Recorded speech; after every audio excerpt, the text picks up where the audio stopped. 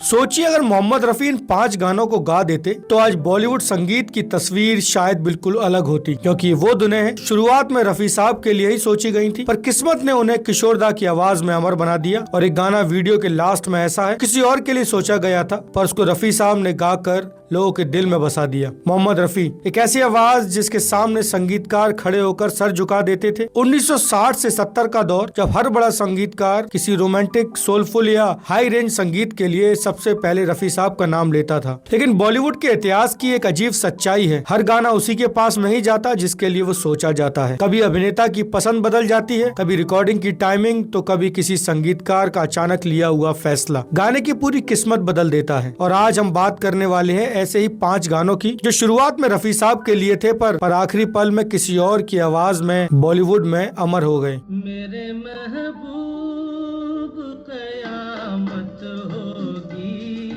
मेरे महबूब कयामत होगी, साल 1964, गायक किशोर कुमार, संगीत Laxmikant Pyarelal, film mister X in Bombay. 1960 में अगर किसी भी फिल्म में तेज दर्द, टूटा हुआ प्यार और ऊंचे सुरों में फूटती हुई तड़प चाहिए होती थी तो संगीतकारों का पहला नाम होता था मोहम्मद रफी। इसी वजह से इंडस्ट्री की माने तो जब मेरे महबूब कयामत होगी की धुन तैयार हुई तो शुरुआती चर्चाओं में इसका नाम सीधा ही रफी साहब की लिस्ट में आया था। ऐसा बताया जाता है कि उस दौर में दर्द भरे गीतों के लिए रफी साहब का नाम अक्सर सबसे पहले लिया जाता था। इसके बाद फिल्म के हीरो की पसंद किशोर कुमार थे, तो इसके चलते निर्देशकों ने फैसला बदल दिया और गीत किशोर कुमार की आवाज में अमर हो गया। रिलीज के बाद गीत ने तहलका मचा दिया और किशोर कुमार की आवाज इस गीत की पहचान बन गई। फैंस आज भी कहते हैं अगर रफी साहब गाते तो ये गीत और भी गहरा होता, लेकिन किशोर दा ने इसे ऐसा गाया जो सीधे दिल में उतर गया।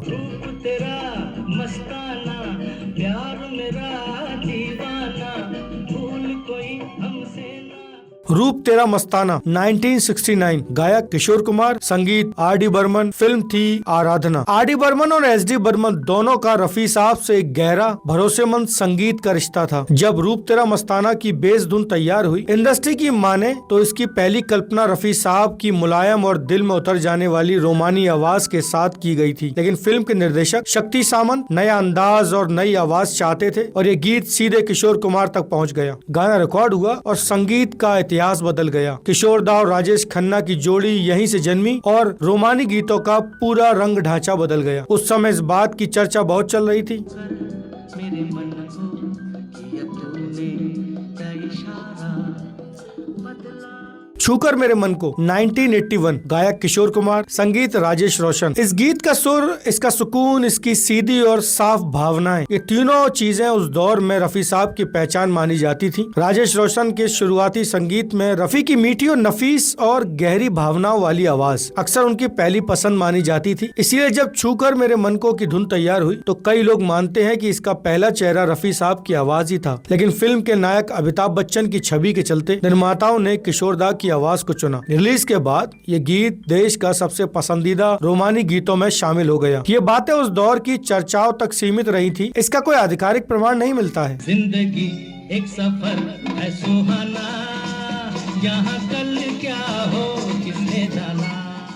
जिंदगी एक सफर है सुहाना 1971, गायक किशोर कुमार, संगीत शंकर जयकिशन। इस गीत में जो हल्कापन और जीवन की खुली हवा सा एहसास है वो उस दौर में रफी साहब की खास पहचान माना जाता था। इसलिए शुरुआती चर्चाओं में इस धुन का जिक्र रफी साहब की आवाज के साथ जुड़ा है। कहा जाता है कि ये बात बस चर्चाओं तक सीमित है और इसका कोई पक्का प्रमाण नहीं है, लेकिन राजेश खन्ना की पसंद उस समय किशोर दा थे। गाना रिलीज हुआ तो मोटरसाइकिल चलाते हुए राजेश खन्ना का मुस्कुराता हुआ अंदाज लोगों के दिल में उतर गया। रफी साहब के फैंस कहते हैं अगर ये गीत रफी साहब भी गाते तो एक अमर गीत बनता, पर किशोर दा की आवाज ने इसे अमर बना दिया।